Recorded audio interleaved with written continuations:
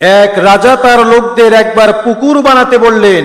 পুকুর বানানো শেষ হলে রাজ্যে ঘোষণা দিয়ে দেওয়া হলো, সেই দিন রাতেই যেন সবাই তাদের বাড়ি থেকে এক গ্লাস করে দুধ নিয়ে এসে সেই পুকুরে ঢেলে দেয়। রাজা সকালবেলা তার প্রাসাদের বারান্দা থেকে দুধের পুকুর দেখতে চান। সবার কাছে রাজ্যের এই নির্দেশ পৌঁছে দেওয়া হলো।